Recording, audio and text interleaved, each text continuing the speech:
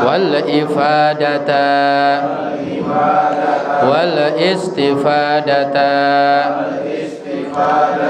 wal hassa ala tamassuki bi kitabillahi wa sunnati rasulihi wa du'a ilal huda wa dalalata alal khairi ibtigha'a wajhillahi wa mardatihi wa qurbihi wa sawabihi wa husnil khatimah. Bismillahirrahmanirrahim. Alhamdulillahi hasbi wa kafa wa salatan wa salaman ala habibihil mustafa wa ala alihi wa sahbihi wa man iktafa. Subhanaka la ilma lana illa ma 'allamtana innaka antal alimul hakim. Rabbana yassir wa a'in ya karim waftah bil haqqi wa anta fattahul alim. Amma ba'du. Daratal mukarramin wal muhtaramin, para alim, para kiai, para ustad, para sesepuh, wabil khusus yang sama-sama kita hormati Ketua DKM Mushola Syariah Bapak Eko Nopianto beserta jajaran kepengurusan, jamaah, Bapak Ibu sekalian yang hadir, yang mudah-mudahan kita semua senantiasa dirahmati dan diberkahi oleh Allah Subhanahu wa taala. Amin. Allahumma ya rabbal alamin. Alhamdulillah, bersyukur kita kepada Allah Subhanahu wa taala, malam hari ini kita ditakdir kembali oleh Allah Subhanahu wa taala, diberikan kemudahan oleh Allah kembali untuk bisa hadir di majelis ilmu ini. Mudah-mudahan tidak hanya menjadi amal soleh kita majelis ilmu ini, mudah-mudahan pula menjadi wasilah terkabulnya hajat-hajat kita, keluarga kita, hajat dunia, lebih-lebih hajat akhirat. Amin. Allahumma ya rabbal alamin. Baiklah jamaah sekalian, kita akan melanjutkan kajian kitab Ta'limul Muta'allim. Di bulan sebelumnya sudah disampaikan tentang wasyaraful ilmi, tentang kemuliaan ilmu. Selanjutnya wabihi, ya, wabihi adharallahu ta'ala fadla adama alaihi salatu wassalam alal malaikah. Kata Syekh Zarnuji, wabihi, dan karena ilmu juga, karena sebab ilmu juga, adharallahu ta'ala fadla adama alaihi salatu wassalam, Allah telah memperlihatkan kepada kita, ya, bagaimana mulianya Nabi Adam, bagaimana keunggulannya Nabi Adam alal malaikat, mengalahkan makhluk Allah yang namanya malaikat. Wa amarahum bisujudi lahu, bahkan bukan hanya menjelaskan betapa mulianya Nabi Adam, sampai-sampai Nabi Adam, sampai-sampai malaikat diminta oleh Allah untuk sujud kepada Nabi Adam. Ini sudah maklum, semua sudah tahu kenapa Allah meminta malaikat sujud kepada Nabi Adam.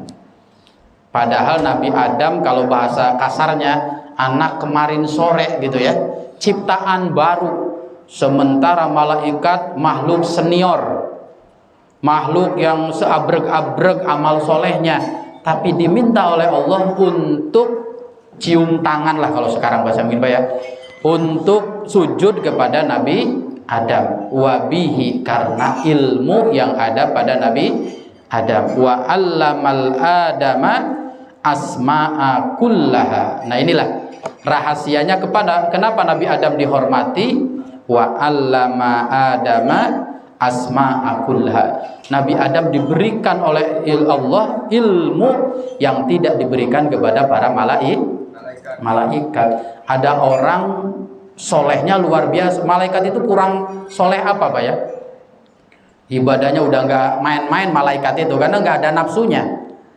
Ibadah terus, nggak ada ngelirik perempuan, nggak ada gibah, nggak ada ngomongin orang, udah ibadah terus. Tapi ternyata hanya ibadah terus itu kalah sama orang yang berilmu, ya, sama orang yang berilmu. Jadi orang berilmu lebih tinggi derajatnya daripada orang yang melulu melakukan ibadah.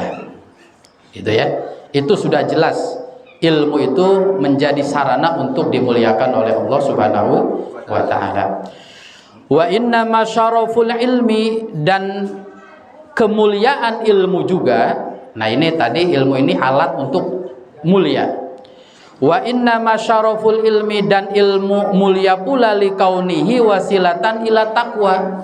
Kata Syekh Jarnuji, ilmu menjadi mulia jamaah sekalian karena ilmu ini adalah sarana menuju takwa.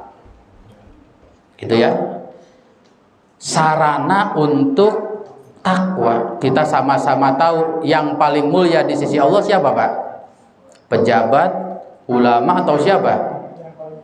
Yang paling takwa. Inna akramakum indallahi atqakum. Yang biasa hadir ke majelis taklim udah nggak asing nih ayat ini.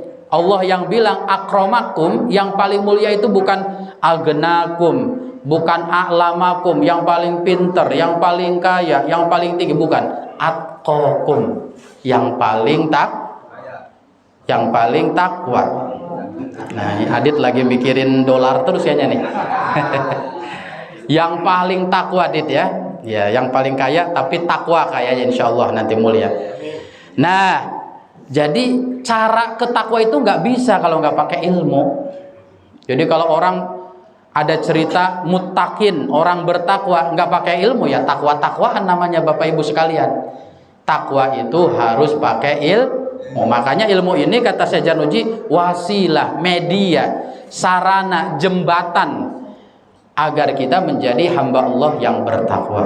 Nah, itu dijelaskan oleh Syekh Jarnuji alasan-alasan kenapa kita harus wajib punya ilmu, karena banyak manfaat-manfaat orang kalau sudah memiliki ilmu. Nah, itu sebelumnya kata Syekh Jarnuji bahwa ilmu yang wajib dipelajari adalah ilmu ahwalil qalbi. Ini mengingatkan kembali di bulan sebelumnya, ilmu yang wajib dipelajari itu salah satunya adalah ilmu ahwalil qalbi, ilmu yang tujuannya untuk memperbaiki hati kita Bapak Ibu. Ilmu hal sudah selesai, ilmu ahwalil qalbi juga wajib dipelajari. Gimana Bapak Ibu supaya gampang sabar dihantam ujian, dihantam masalah. Emang tempatnya ujian di dunia ini ya, jangan ngarep enak-enak aja, nggak ada ceritanya Bapak Ibu sekalian. Dunia ini tempatnya ujian. Ad-dunya kata Rasulullah darul ibtila, tempatnya ujian. Yang namanya ujian itu nggak ada yang enak. Ada yang diuji sama anaknya, betul nggak Pak? Waduh, duit masih abrek-abrek, tapi anaknya telepon lagi sama polsek, ditelepon lagi sama polsek, urusan lagi di jalan, urusan lagi di sekolah, duit banyak anaknya. Anaknya soleh-soleh, ekonomi kadang diujinya. Masya Allah, buat bayaran nunggak lagi, ada aja. Anaknya soleh, duit banyak, istrinya selfie mulu di statusnya kan. Kan bahaya itu kalau ada istri selfie terus, lipstiknya tebal terus, Bapak harus hati-hati. Atau istrinya soleha di suaminya. Jadi semua ujian. Yang berilmu diuji, yang tidak berilmu, yang kaya, semuanya ujian. Nah ini ya. Jadi gimana caranya kita bisa sabar menghadapi ujian? Itu nanti ilmunya namanya ilmu ahwalil qalbi. Nggak bisa cuma pinter matematika Pak. Kalau diuji musibah nggak pakai tuh ilmu matematika, nggak kepake Pak. Ilmu biologi, ilmu fisika lewat, ilmunya ahwalil qalbi. Supaya gampang syukur gimana? Supaya ridho sama ketetapan Allah, supaya tawakal kalau apa-apa udah ngandelin Allah. Nah, ini dibimbingnya sama ilmu ahwalil qalbi namanya. Ilmu hal penting karena setiap hari kita perlu itu, ilmu sholat, ilmu baca Quran, ilmu hal. Ilmu ahwalil qalbi juga tidak kalah pentingnya jamaah sekalian. Karena apa? Ilmu untuk ngedandanin hati kita itu apa? Karena disadari atau tidak, Bapak Ibu sekalian, tiap hari kita ini dalam hidup ini, nanti dari mulai hidup, mulai dari brojol bahasa kasarnya Pak ya, sampai nanti meninggal dunia, manusia itu di setiap harinya pasti menghadapin dua hal itu.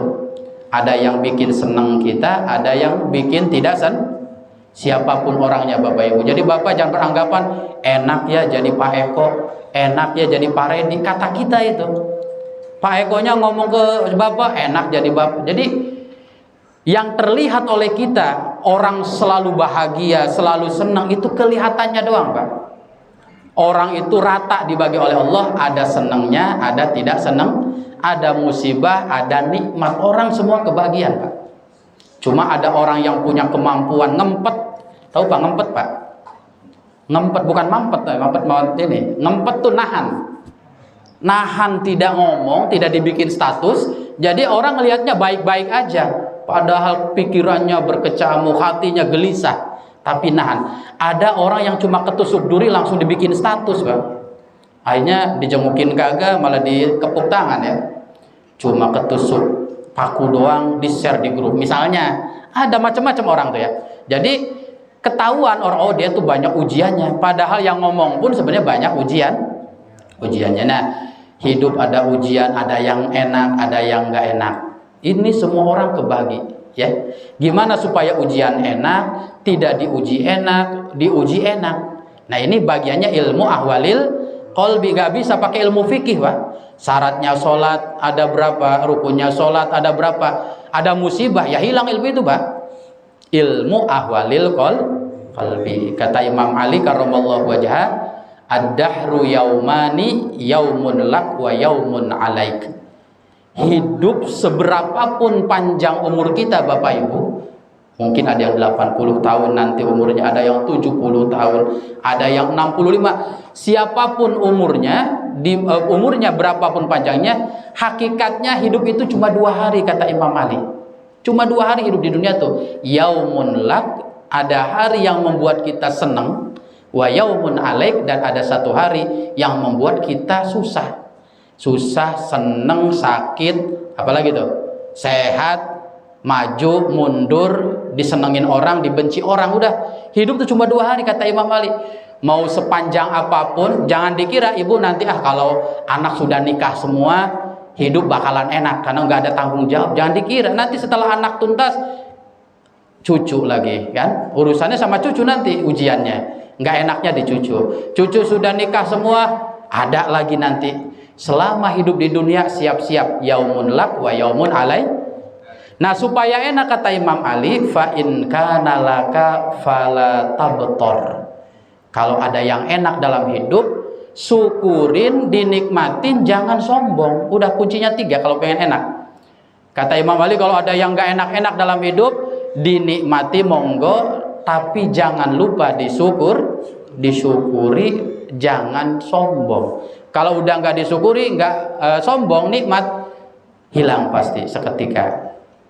Kan kita banyak tuh cerita-cerita orang kaya mendadak sombong jatuh lagi kan.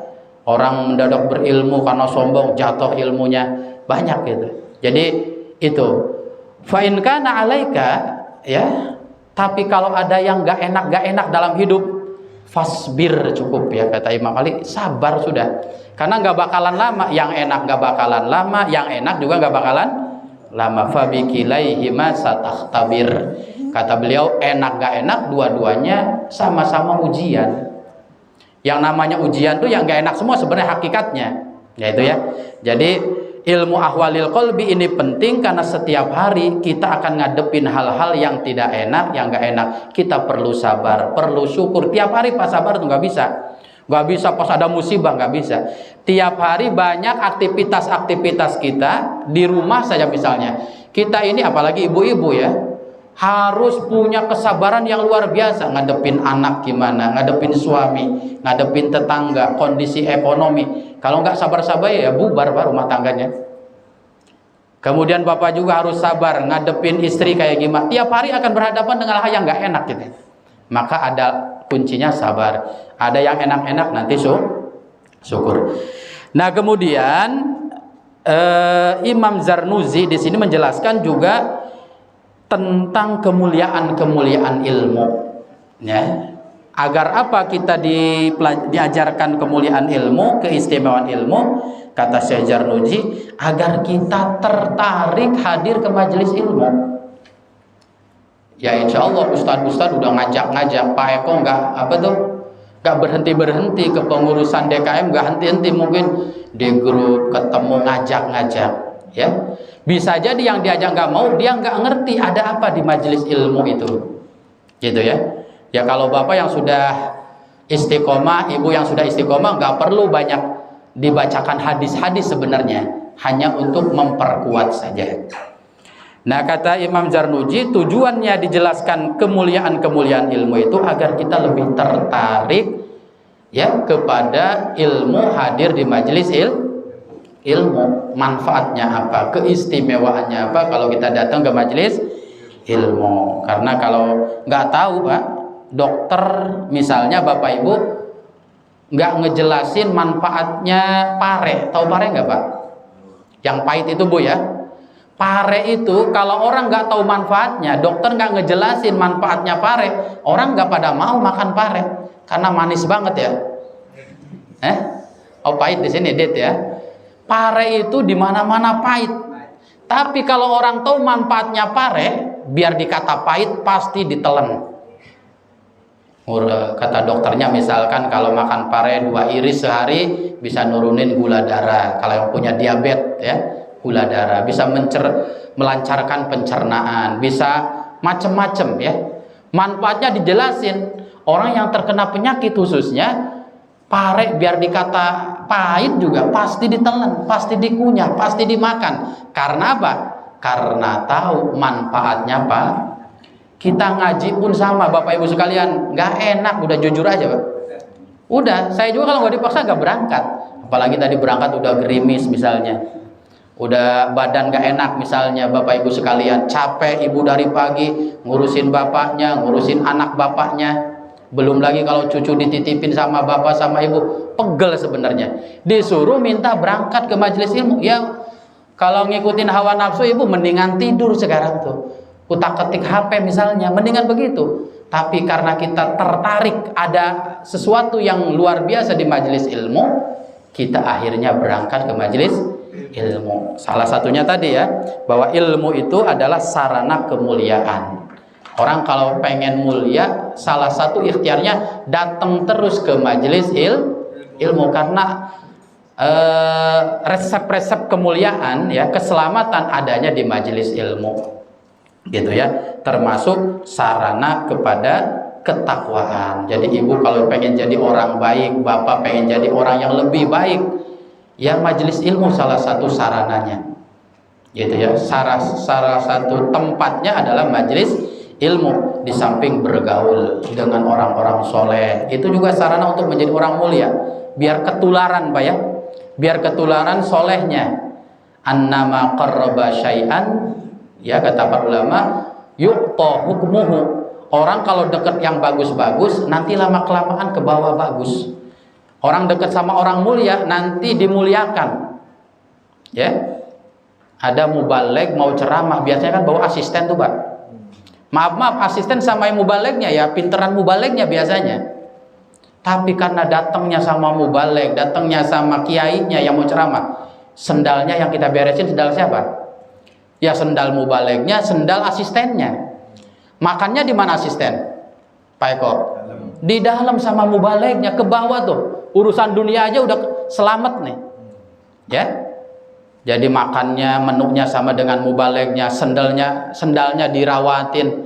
Malah yang nggak tahu mbak disangka mubalighnya asistennya, yang dicucup tangannya asisten, gitu. Karena mungkin penampilan mubalighnya kurang meyakinkan.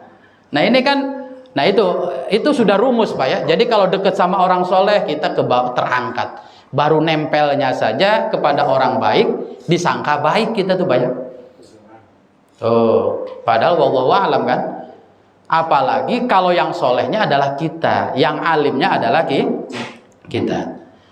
Bahkan saya sering katakan di majelis-majelis ilmu bahwa keistimewaan majelis ilmu itu, kata Syekh Ali Jum'ah, wa minal amakini aidon, ya, allati tustajabu fiha da'wah halqatul ilmi. Kata Syekh Ali Jum'ah Mesir, kata beliau ada satu tempat di muka bumi ini yang kalau tempat itu dipakai untuk mengangkat dua tangan.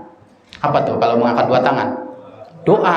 Ada satu tempat di muka bumi ini kalau diangkat dua tangan di tempat itu tustajabu fiha da'wah, doa diijabah oleh Allah. Di mana tuh, Pak? Halqatul ilmi, ay majlisul ilmi, majlis ilmu.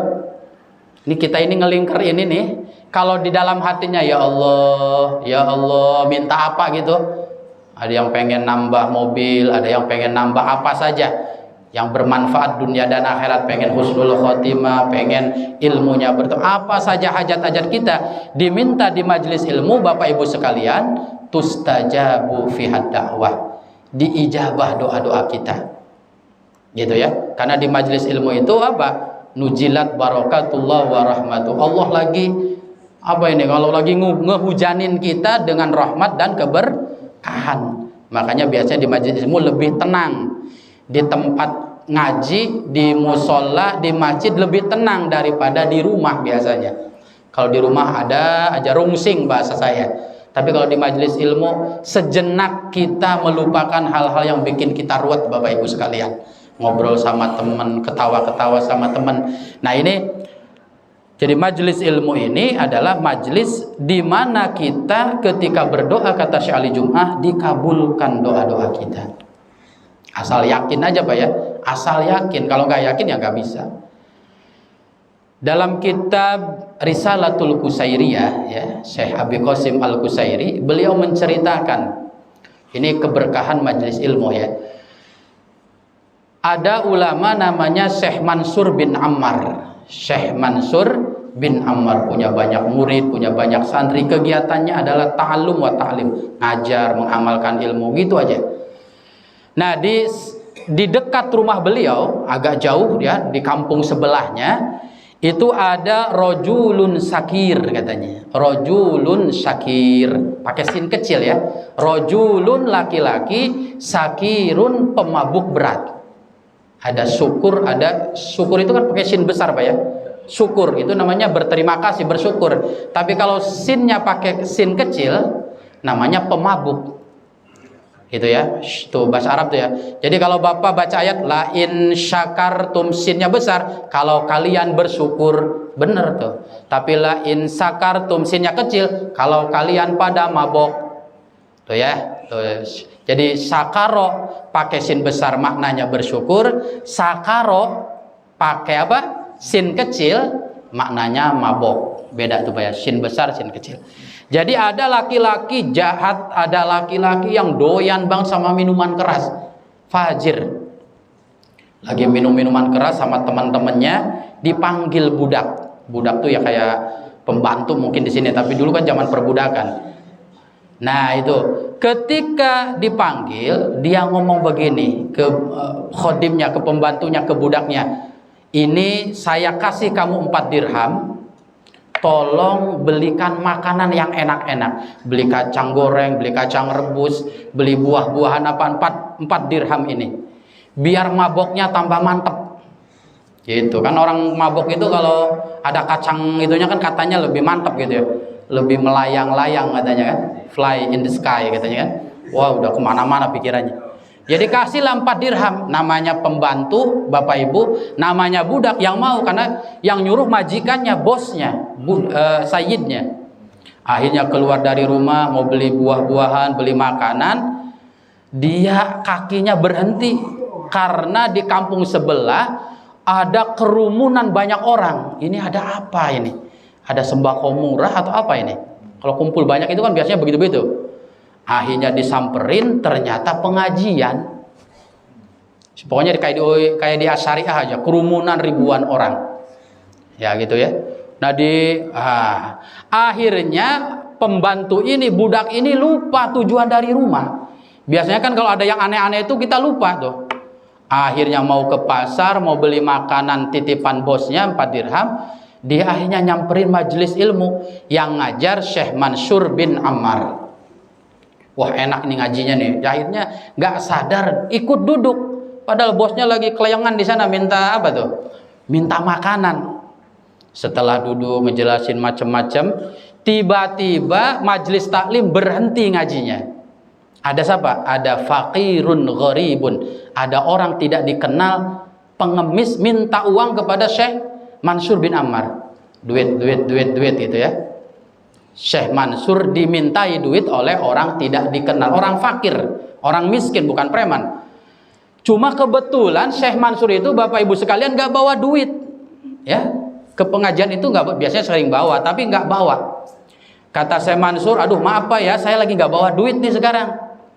Coba nanti saya tanyain ke santri-santri yang ngaji ini ribuan ini, ada nggak yang di majelis ilmu ini yang bawa duit? Saya pinjem aja 2, 3, 4 atau 4 dirham sajalah. Nggak banyak 4 dirham buat orang ini, kasihan. Nggak ada yang bawa. Itu ya Allah tuh kalau mau ngasih apa tuh, ngasih ibrah, ngasih pengalaman dan pengajian itu tiba-tiba saja satu majlis nggak ada bawa duit. Nggak ada yang bawa duit. Kiainya nggak bawa duit, santrinya nggak bawa duit, karena santri manut kiai. Ya, santrinya, kiainya nggak bawa duit ya, kiainya nggak bawa duit, santrinya nggak bawa duit. Akhirnya ya udahlah Pak, ini gimana, saya nggak bawa duit, ya. Santri-santri di sini nggak bawa duit. Tapi saya mau yakinkan lagi sekali lagi, ya.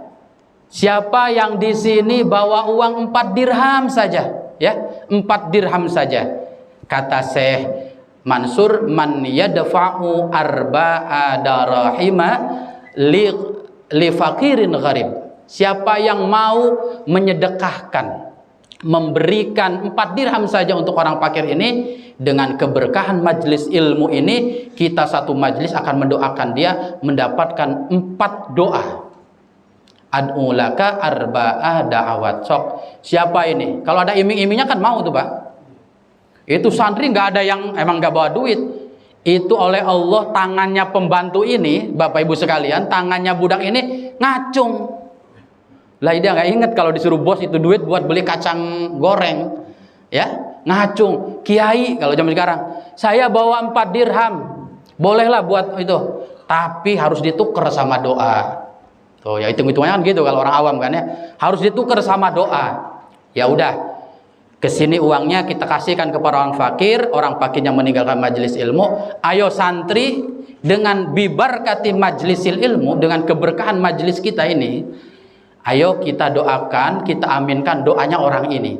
Apa pengennya kamu doa, pengen apa? Pengen dikabulkan apa? Kata Syekh Mansur bin Ammar. Yang pertama nih, kata budak itu, kata hamba saya itu, li sayyidun qasin uridu an atakhallasu anhu. Saya ini udah bertahun-tahun jadi budaknya majikan saya yang jahat itu, pemabuk itu. Tolong hari ini doakan saya agar dibebaskan oleh majikan saya. Saya ingin bebas, nggak jadi pembantu lagi, nggak jadi budak lagi. Oke, diaminkan oleh saya dengan keberkahan majelis ilmu. Yang kedua apa? Ayyakhlifallahu anni arba'a darahim. Tolong 4 dirham ini yang saya keluarin diganti lagi sama Allah. Karena saya lagi disuruh sama bos saya ini, dalam waktu sekejap uang ini datang lagi. Bisa nggak Pak? Bibarkati hadal majlis. Tapi kalau ngandelin orang-orangnya kan ya nggak mungkin. Bibarkati itu pinternya Syekh Mansur itu, bibarkati hadal majlis, dengan kemuliaan keberkahan majlis ilmu ini kita aminkan saja, gitu ya. Apa yang ketiga? Doa kamu yang ingin diaminkan dengan keberkahan majlis ini, ayyatuballahu ala sayyidi. Saya bukan ingin dibebaskan, saya kasihan sama bos saya kasihan sama majikan saya. Tolong majikan saya tobat hari itu juga. Tobat hari itu juga. Yang ketiga itu ya. Yang terakhir, kata budak ini, ayyatuballahu ayyaghfirallahu li wa li sayyidi walaka wal qaum. Mudah-mudahan dengan keberkahan majelis ilmu ini saya pengen diampuni dosanya, majikan saya diampuni dosanya, engkau juga Syekh Mansur diampuni dosanya, dan orang yang kumpul di majelis ini pun diampuni dosanya. Ya udah diaminin aja, bubar barisan Pak ya. Majelis bubar, keder nih, duit udah nggak ada ini, nggak cash ke pengabulannya Bapak Ibu. Aduh ini kalau pulang babak belur nih ya. Kan orang mabuk itu kan akalnya udah nggak ini Pak ya, jadi kadang ngelakuin yang nggak di luar nalar. Akhirnya lah udah memberanikan diri pulang saja ke rumah. Ya, resiko urusan ntar babak belur hancur ya hancur, muka balik itu ke rumah.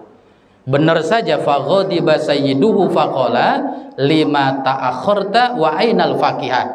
Kata bosnya itu, kata sayyidnya itu sambil marah, kenapa kamu lambat? Kenapa datang lama bener, beli ketimbang rebusan doang di depan, ya, tapi lama. Mana makanan yang saya pesen itu mana? Diem aja tuh ya. Yang namanya orang ngerasa salah mungkin Pak ya. Diceritakanlah oleh budaknya ini bahwa uangnya sudah dipakai tadi di majelis ilmu dan ditukar dengan doa dengan keberkahan majelis ilmu. Si majikannya yang pemabuk ini penasaran juga akhirnya Pak. Kok bisa-bisanya uang 4 dirham ditukar sama doa gitu Pak? Doa apa sebenarnya yang diminta kamu tuh? Doa apa di majelis ilmu itu? Diceritakan, saya ini di majelis ilmu minta biar saya merdeka, nggak jadi budak engkau lagi. Saya udah nggak mau kerja lagi di sini atau jadi budak lagi engkau. Nah ini kalau Allah mau mewujudkan keinginannya gampang saja. Akhirnya ini Sayyid Pak. Sayyid itu apa? Majikannya dengan mulut yang bergetar tiba-tiba ngomong begini Pak, qad a'tabtuka fa anta hurrun liwajhillah. Hari ini kamu merdeka. Itu padahal dari hatinya nggak ada tuh, tapi oleh Allah digerakkan fa anta hurrun liwajhillah. Mulai detik ini tinggalkan rumah ini, kamu merdeka selama-lamanya liwajhillah, karena Allah. Cash tuh Pak. Nanti gitu nggak nih Pak kalau ke rumah Pak? Cash enggak ini kalau minta di sini? Fa anta hurrun liwajhillah. Satu terkabul. Kemudian sayyidnya juga bertanya, yang kedua apa kamu minta sama Syekh Mansur dengan keberkahan majelis itu? Yang kedua, saya pengen 4 dirham itu diganti lagi sama Allah. Hitung-hitungannya harus jelas gitu ya. Apa kata sayyidnya? Walaka arba'ata alafi darahimah. Jangankan 4 dirham, hari ini kamu keluar dari rumah dengan membawa 4.000 dirham. Bukan arba'ata dirham ya, tapi arba'ata alaf. 4.000 dirham berarti berapa kali lipat tuh gantinya Allah. Jadi kalau 1 dirham itu 75.000 perkiraan katanya. Jadi udah berapa kalau 75 kali 4 dirham berarti berapa tuh? 300.000 ya. Sekarang 4.000 kali 75.000 berapa tuh? 300 juta, betul. Kurang lebih 300 juta. 300.000 diganti oleh Allah 300 juta cash oleh Allah bi barakati majelis ilmu. Yang ketiga apa? Sambil megang minuman keras tuh Pak ya, karena orang masih mabok itu Pak. Apa yang ketiga kau minta di majelis ilmu? Aku memohon kepada Allah melalui berkah majelis ilmu agar engkau bertaubat kepada Allah. Itu botol Pak dipecahin di depan pembantunya itu sambil berkata, tubtu ilallah walan a'uda abada. Demi Allah, mulai detik ini saya putus hubungan dengan minum-minuman keras. Walan a'uda abada, dan saya tidak akan minum setetes lagi sampai nanti menjelang mati saya. Tobat pas ketiga. Yang terakhir apa mintanya? Supaya saya, engkau, Syekh Mansur dan santri-santrinya diampuni. Jawabannya gimana nih? Bisa nggak dikabulkan? Diampuni dosanya.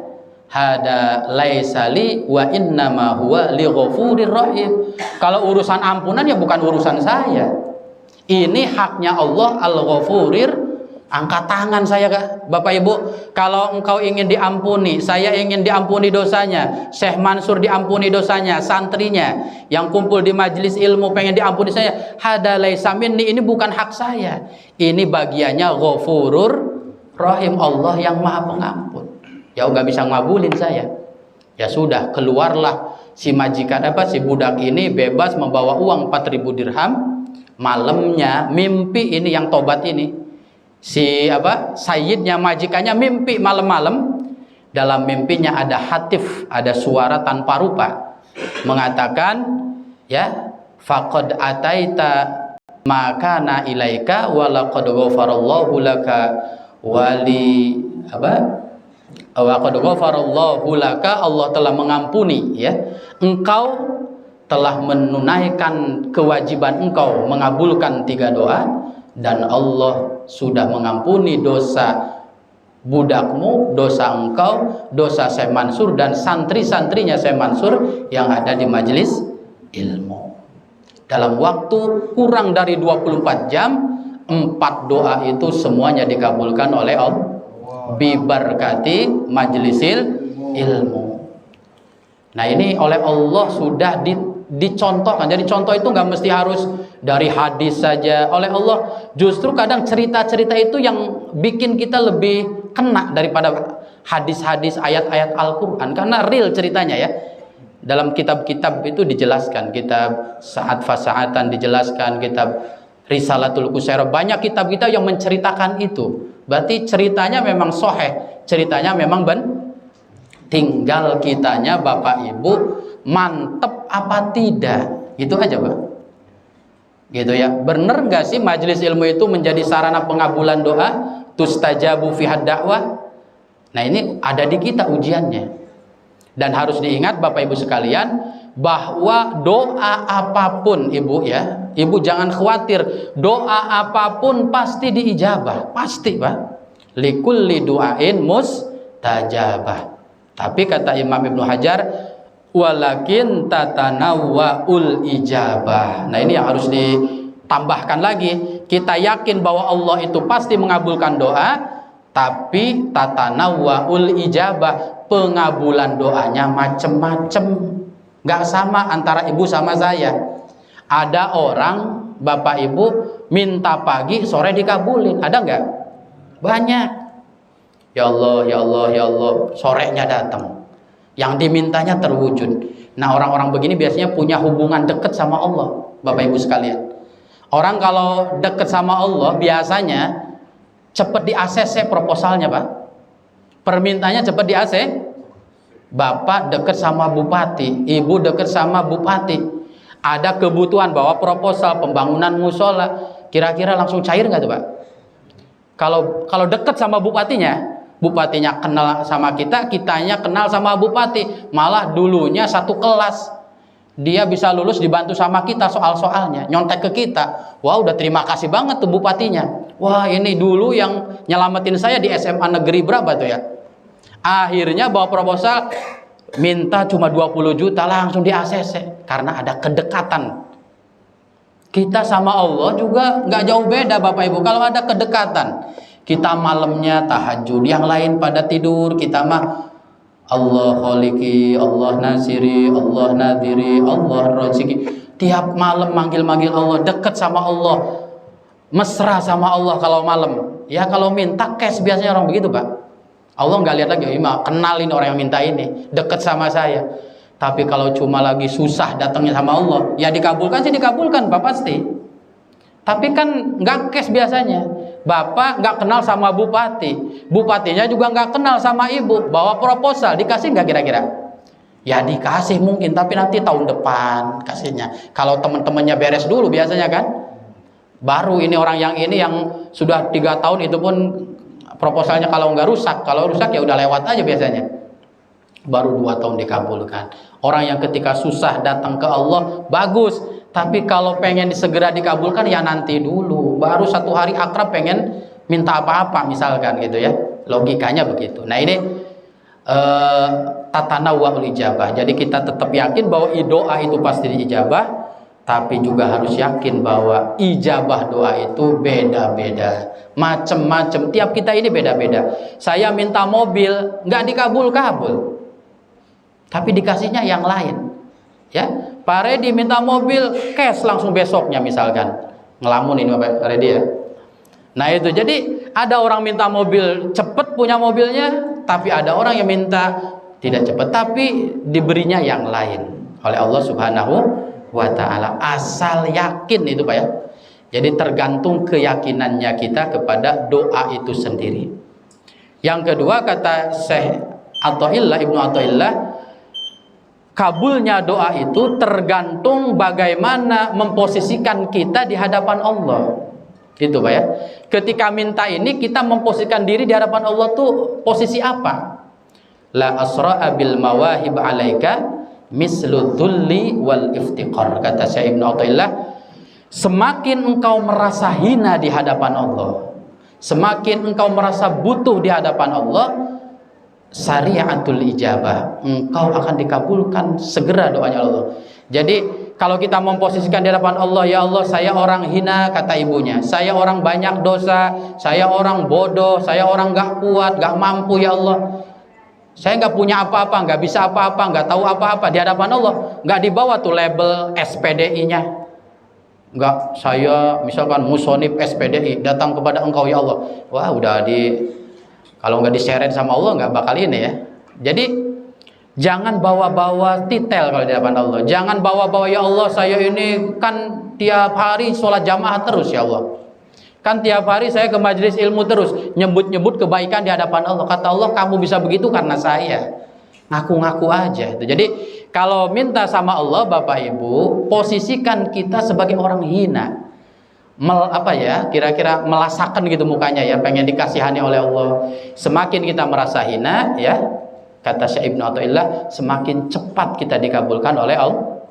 Karena yang layak dikasihkan yang kita juga kan kalau sama pengemis itu, kalau yang mukanya udah pucet, ngangkat dua tangan aja nggak kuat gemeter ya, tadinya mau nggak ngasih juga kan Pak ya. Tadinya aduh ini sayang uang nih 20.000, tapi ada orang kayak mau geblak nih, tangannya udah gemeter, ngomongnya udah terbata-bata, akhirnya 10.000 dikasih Pak. Ya, karena orangnya sudah menampakkan rasa hina di hadapan kita, rasa butuh di hadapan kita. Tapi kalau yang mintanya pakai lepis, pakai sepatu pantofel ya, pakai wah udah petang-peteng, wangi lagi mintanya, turun dari mobil minta ya, aduh ini makanya nggak layak dikasih nih kalau begini, petang-peteng begini makan. Jadi yang dikasih itu yang fakir biasanya, yang merasa butuh kepada asal yakin. Saya sering cerita di majelis-majelis ilmu itu, apapun kalau yakin pasti qabul. Pasti qabul. Wiridan Bapak kan wiridan, waduh sabrek-abrek tuh bukunya Pak ya, buku hikmah itu dari Kiai A dicatat, dari Kiai B. Tapi dipikir-pikir kok nggak ada yang berbuah ini wiridan tuh, begini-begini aja, amalan kok begini-begini aja. Bukan amalannya Pak, karena guru kita yang ngasih jadi, kita muridnya nggak jadi, berarti bukan amalannya, keyakinannya yang membedakan ibu kita dengan guru-guru kita. Kata gurunya alhamdulillah kalau baca ini hutang lunas, baca ini kamu hajat dikabulkan. Dan saya merasakan sendiri testimoni itu ya, kayak Lirboyo itu kata Kiai Anwar Mansur, Lirboyo itu dibangun pakai sholawat Jibril katanya. Itu berapa tingkat tuh ya. Jadi Kiai Ahmad Marzuki itu kalau mau baca bangunan bangun bangunan udah nggak mikirin saldo di rekening, udah nggak ada pikiran begitu. Nanti malam baca 786.000 sholawat Jibril. 786. Lirboyo itu bisa sampai tegak, kata Kiai Anwar Mansur, bibarakati sholawat Jibril. Tapi kan yang bacanya sebenarnya bukan sholawat Jibrilnya, hatinya nih yakinnya luar biasa. Udah nggak ke uang yakinnya ke Allah. Berdiri Lirboyo, bangunannya semakin mega, santrinya ribuan, bukan hanya dari dalam negeri, dari luar negeri juga banyak santri-santrinya. Berkahnya sholawat Jibril. Kita baca sholawat Jibril beribu-ribu, misalkan belum terasa, ya jangan disalahin sholawat Jibrilnya, jangan-jangan kita kurang mantep, kurang yakin. Ya, Mbah Khalil Bangkalan Madura, saya sering cerita di majelis-majelis, itu punya murid, ya, yang kebetulan muridnya juga membantu keseharian Syekh Khalil Bangkalan.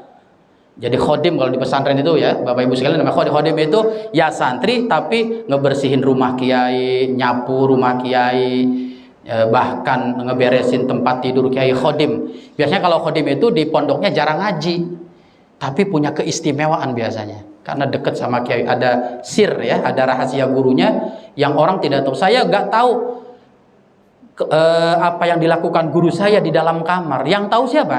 Ya santri-santri khodim ini, yang tiap hari beresin mejanya, mungkin yang biasa tiap hari nyiapin tehnya kiai. Syekh Khalil punya khodim. Setelah lama ini mondok, ditanya sama Syekh Khalil, Cung ya, atau Cung itu apa? Kang ya, kamu udah lama mondok di sini, kamu punya wiridan apa? Karena Syekh Khalil nggak ngerasa ngasih wiridan ke orang ini. Kamu punya istiqomahan apa di pesantren ini? Ya nggak punya apa-apa kiai. Masa sih? Iya, cuma ada satu yang saya wiridin. Saya wiridin. Wah bagus nih kata Syekh Khalil, kayaknya mantep nih wiridannya. Asmaul A'dham, apa hijib nasor ya, apa untuk apa? Wiridannya disuruh apa? Wiridannya apa? Kata santrinya, wiridannya di luar dugaan Pak Ibu. Wiridannya itu apa? Wiridannya beton 10 dikurangi 9 sisa 1. Bahasa Jawa, wiji weton 10 dikurangi 9 sisa 1. Wiridannya begitu Pak Eko. Santri bertahun-tahun ngewiridin itu, biji beton 10 dikurangi 9 sisa 1, tinggal 1. Ini kitab apa yang ngajarin itu Pak? Pikirnya Kiai Khalil, oh baca ya Hayyu ya Qayyum 1000 kali, baca ya Latif 129 kali, baca sholawat Jibril. Pikirnya Syekh Khalil begitu. Tapi wiridannya beton. Beton tahu nggak Bu? Beton tuh biji nangka, betul. Jadi biji nangka 10 dikurangi 9 sisa 1 biji. Gitu aja beribu-ribu tiap hari. Tapi Syekh Khalil wali. Ini orang ini walaupun wiridannya begitu, hatinya mantap sama Allah. Wiridannya mantap sama Allah. Wiridannya sih ya kayak kejawen apa atau mungkin ya Pak, tapi karena mantap kepada Allah, qabul Allah ini. Saya yakin sama Allah dengan bacaan ini ngobul. Minggu depannya Syekh Khalil umroh. Minggu depannya umroh ke Mekah. Setelah di Mekah, Syekh Khalil sedih. Aduh, ada yang ketinggalan ini. Pulang lagi kan nggak mungkin. Udah di Mekah. Apa yang ketinggalan? Bakiak. Sendal, terompah. Ya. Tahu Bapak mungkin ngalamin ya. Ini yang muda-muda nggak kenal tuh bakiak-bakiak ya.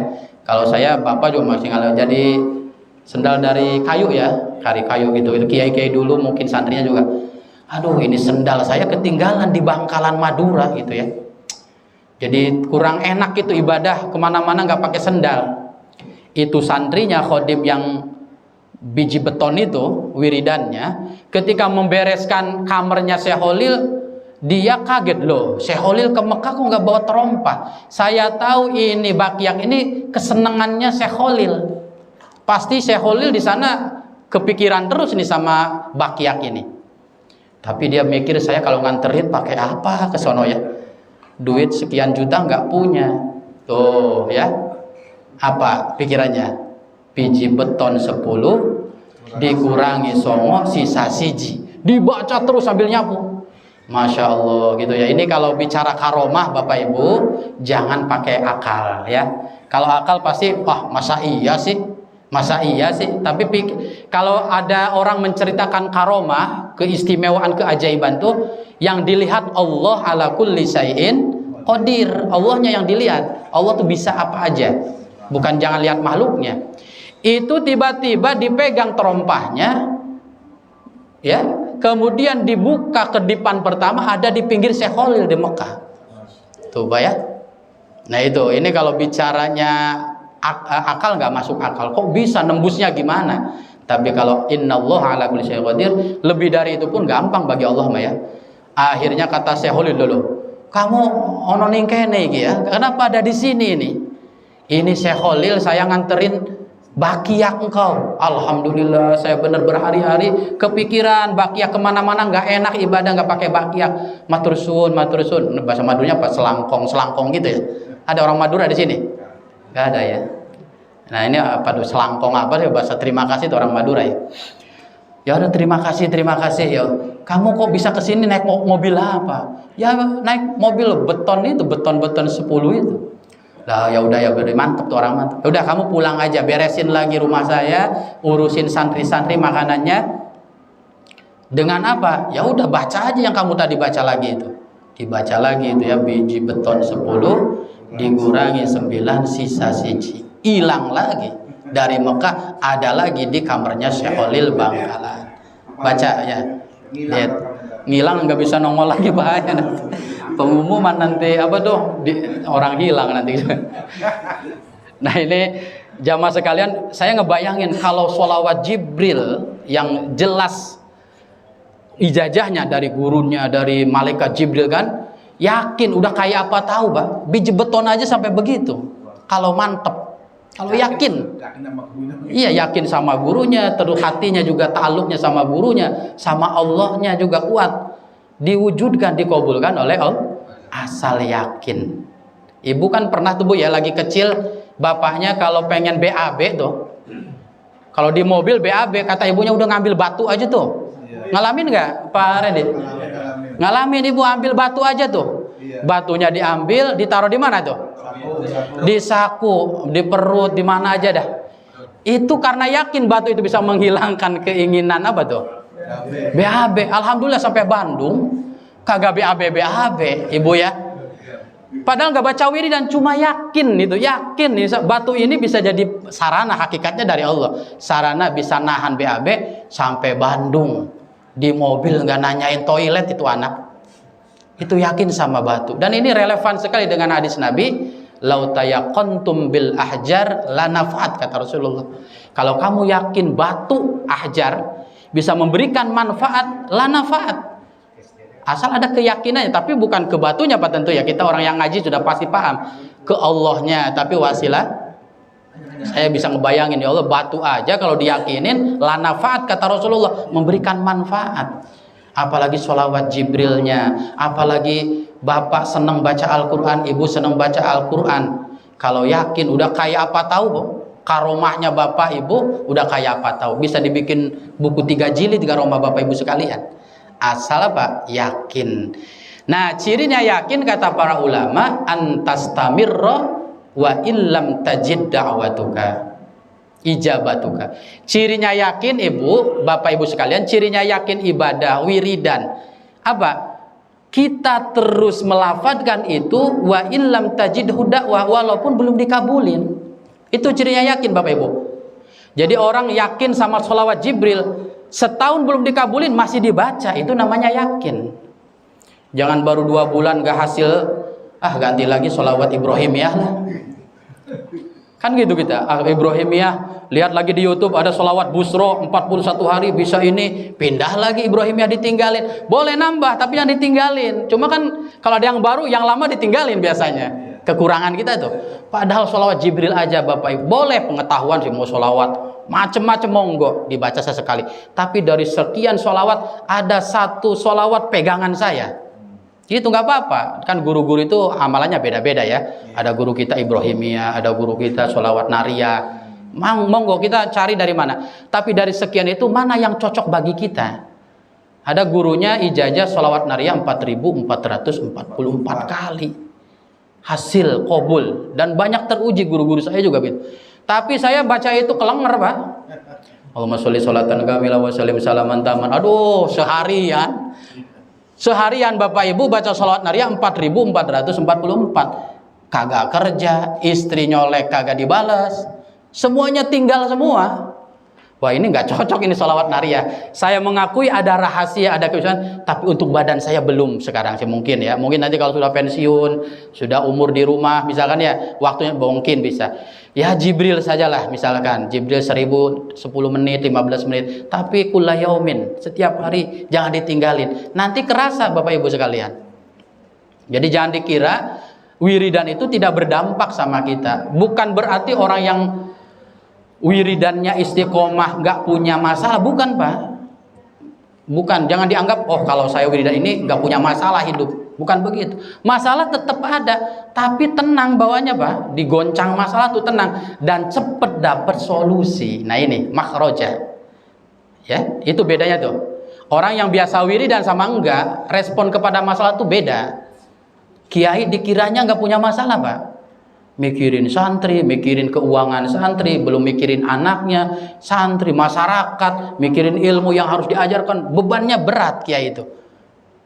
Tapi kok kelihatannya adem-adem saja, karena responnya itu tenang, berkah dari wiridannya, sholat malamnya tenang. Tapi orang kalau jarang wiridan, cuma ketimbang kesenggol motor aja Pak, keserempet motor, udah ngomongnya sekate-kate bahasanya ya, udah ngajaknya berantem aja. Tapi orang kalau hatinya diwiridi, naik sepeda motor, ada mobil Fortuner tuh di belakang, seret lagi hujan, nyiprat kan Pak ya? Ya udah nggak respon, apa-apa, udah santai aja udah. Tapi kalau yang nggak wiridan tuh disenggol gitu, yang ngambil batu dilemparin ke Fortunernya Pak, berantem. Nah ini itu ya. Jadi orang-orang yang auratnya, wirid-wiridnya istiqomah bukan berarti nggak punya masalah. Dia punya ketenangan tersendiri menyikapi masalah, dan biasanya cepet solusinya, gampang. Ada solusinya itu cepet, ya. Hilang, ada lagi gantinya. Ada masalah, tiba-tiba ada orang bantu. Nah itu, tapi ya itu istiqomah ya. Kalau nggak istiqomah memang hasil tapi lama. Yaitu jamaah sekalian, kesimpulannya bahwa kata Syekh Jarnuji, salah satu ikhtiar agar kita tertarik kepada majelis ilmu, ya, meyakini bahwa ilmu ini adalah sarana untuk kemuliaan kita di dunia dan di akhirat. Kemudian ilmu juga ini adalah sarana menuju ketakwaan kita, di mana takwa ini salah satu ikhtiar agar kita menjadi makhluk yang paling mulia di sisi Allah Subhanahu wa taala. Dan Syekh Ali Jum'ah tadi bahwa majelis ilmu itu adalah amaqinun tustajabu fi dakwah, salah satu tempat yang terkabulnya doa-doa. Tapi terkabulnya doa itu tatanawwa'ul ijabah, tergantung kekuatan keyakinannya dan memposisikan kita di hadapan Allah seperti apa. Semakin merasa hina, semakin cepat kita dikabulkan oleh Allah Subhanahu wa taala. Itu barangkali jamaah sekalian yang bisa disampaikan. Barangkali ada yang ditanyakan tentang materi yang disampaikan, monggo. Ustaz, Ustaz, saya pernah mendengar ulama itu menjelaskan ini Ustaz. Pada saat kita hadir di majelis ilmu, kita belajar kitab, sebelum kita khatam Ustaz, terus kita meninggal Ustaz, nanti di alam barzah malaikat itu Allah itu akan menyuruh malaikat untuk mengajari kita sampai khatam Ustaz. Terus kita akan dibangkitkan bersama orang soleh, para syuhada dan para shodiqin seperti Ustaz. Terus yang sekarang ini Ustaz, itu ada nggak Ustaz kitabnya apa, terus hadisnya itu seperti apa Ustaz? Ustaz. Apa namanya, perkataan ya ba'dul ulama, sebagian ulama tentang tadi pertanyaan tadi. Kita kalau di dunia misalkan baca Quran ya belum khatam, atau baca kitab belum khatam, keburu meninggal, nanti Allah mengutus malaikat untuk menghatamkan bacaan itu nanti di alam kuburnya.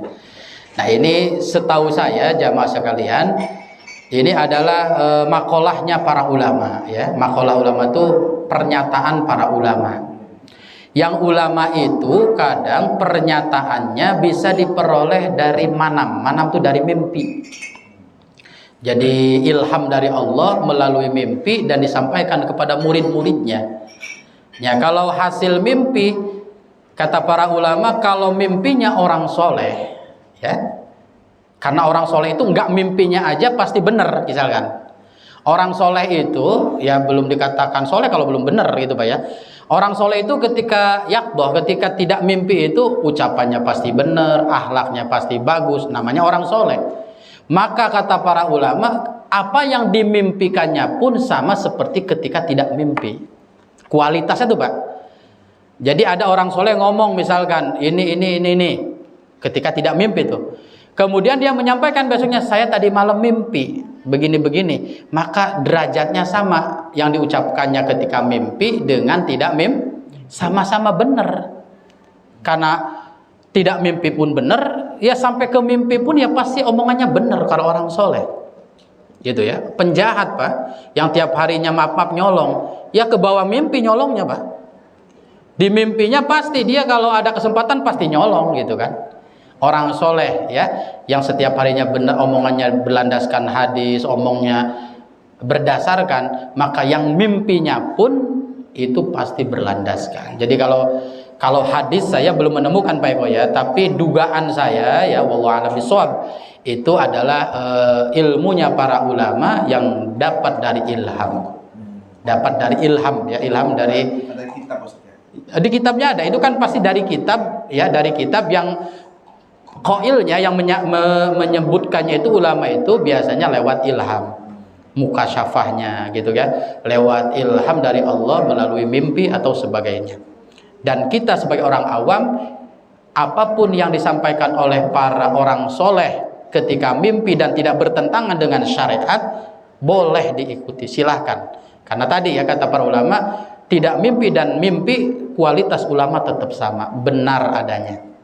Gitu ya. Makanya kalau ada pirosat ya, pirosatnya orang mukmin itu ya pasti minallah ya, pirasatnya orang berilmu nanti ada ini itu ya bukan ada karena memang oleh Allah dikasih ilham dan biasanya ada kejadian begitu kan. Itu jadi Pak Eko ya, kesimpulannya itu bisa dijadikan motivasi kita, bisa diikuti pendapat itu selama tidak bertentangan dengan syariat.